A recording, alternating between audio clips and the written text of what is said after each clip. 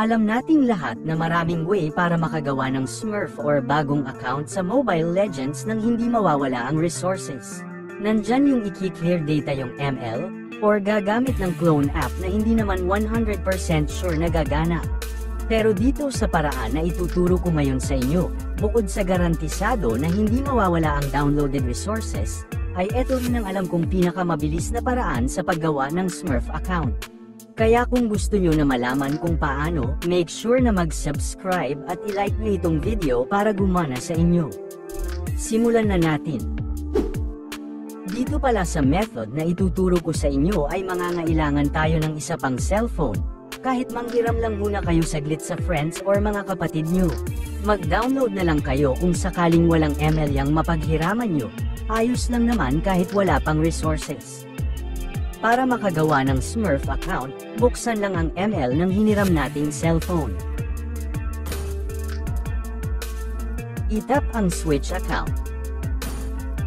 Tapos login lang natin yung ML account na nakalagin ngayon sa ating cellphone.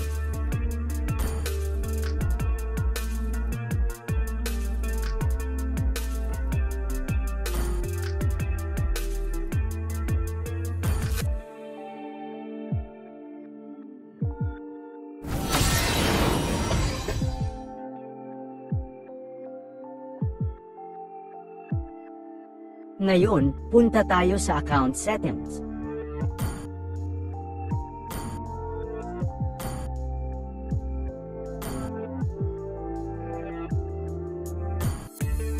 I-tap natin itong account center. Sunod, device management. Then hanapin lang natin yung device natin na kung saan nakalagin ngayon ang ating account. Ito yung sa akin, yung Infinix. Tap lang natin ang log out from device. Pero kung sakali na may nakikita kayong unfamiliar devices, itong log out all na lang ang tap nyo, para ma-log out yung account nyo sa lahat ng mga cellphone or devices na nakalagin ang inyong account.